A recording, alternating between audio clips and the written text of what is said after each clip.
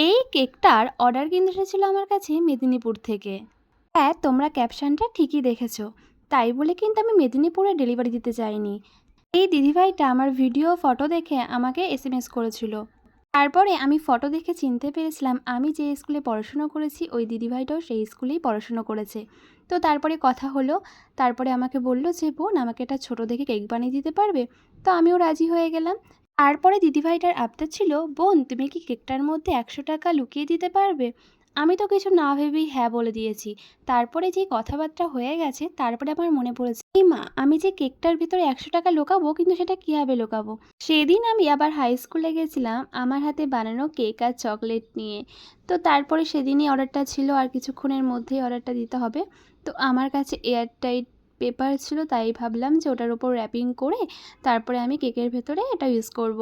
তাই দেখো আমি ভালো করে র্যাপিং করে নিয়েছিলাম আর ওপরে আবার ক্রিম অ্যাড করে দিলাম। এবার দেখো আমি ফাইনাল কোটিংয়ের জন্য রেডি করব। যদি দিদিভাইটা আমার কাছে আগের দিন অর্ডার দিত তাহলে হয়তো আমি এটা আরও বেশি ভালো করে করার চেষ্টা করতাম। যেহেতু আমার কাছে এই ফার্স্ট টাইম এরকম কোনো কিছু গিফট লুকানোর কেকের অর্ডার আসলো তার জন্য একটু ভাবছিলাম, একটু মনটাও খারাপ হচ্ছিল যে আরেকটু বেশি বেটার করলে আরও ভালো হতো। তো দিদিভাইকে আমি বলেছিলাম, দিদিভাইটা বলল যে, "কোনো ব্যাপার না, তুমি আমার কেকটার ডিজাইন নিয়ে কোনো প্রবলেম নেই, কেকটা যেন টেস্ট হয় এরকমই দরকার ছিল।"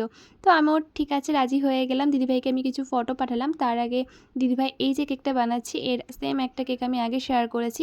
দিদিভাই ওই কেকটা দেখেই আমাকে এসএমএস করেছে যে, "বোন তুমি কি এরকম টাইপের বানিয়ে দিতে পারবে?" তো ভাবলাম সেরকমই করা যাক। কিন্তু ওই যে সেম ডিজাইন করব না, একটু তো আলাদা করতেই হবে।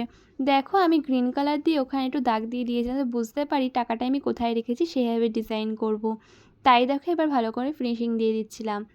সাইডে ফিনিশিং দেওয়া তো কমপ্লিট, এবার দেখো ওপরে দিয়ে দেবো। ওপরটাও দেখো আস্তে আস্তে ফিনিশিং দেওয়া কমপ্লিট হয়ে গেছে। এভাবে কিন্তু আমার কেকটাও ডান হয়ে গেছিলো। আর এই কেকটা যে দিদিভাই আমাকে অর্ডার করেছিল সে তো টেস্ট করতে পারেনি। তো আমি তাকে জিজ্ঞাসা করেছিলাম তোমার বাড়ির সবাই কেমন খেয়েছে? খুব সুন্দর একটা ভালো রিভিউ দিয়েছে যে না খুব ভালো খেয়েছে। তো সবাইকে ধন্যবাদ আমাকে এতটা ভরসা করে আমার কাছে কেকের অর্ডার দেওয়ার জন্য। আমি চেষ্টা করব আমার দিক থেকে 100-এ 100% তোমাদেরকে দেওয়ার। দেখো তোমাদের সাথে কথা বলতে ওপরের ফিনিশিংটা অনেকটা ডান। এবার আমি ফাইনাল ডিজাইন করার জন্য দেখো আমি ক্রিম রেডি করে নিচ্ছিলাম। আগের দিন তোমাদের সাথে একটা বিয়ের আড়ির ফটো শেয়ার করেছিলাম, সেখানে তোমরা অনেক ভালোবাসা দিয়েছো, এর জন্য সবাইকে অনেক ধন্যবাদ। সবাই এইভাবেই পাশে থেকো, আমি যেন আরও ভালো ভালো কাজ করতে পারি এবং তোমাদেরকে আরও ভালো ভালো কেকের ডিজাইন দিতে পারি। তো দেখো তোমাদের সাথে কথা বলতে বলতে আমার তো দেখো কেকের ডিজাইনটা ডান হয়ে গেছে। কেমন লাগলো একটু কমেন্ট করে বলে দাও। আর যারা যারা মনে করছো আমার কাছ থেকে কেক কিংবা চকলেট নেবে আমাকে কিন্তু তোমরা ইনবক্স করতে পারো। দেখো আমি সাইডে কিছু কিছু রিঙ্কলস দিয়ে দিলাম, এভাবে কিন্তু এই কেকটা ডান করলাম। তো চলো সবাইকে এখন টাটা, দেখা হবে খুব তাড়াতাড়ি অন্য একটা ভিডিওতে।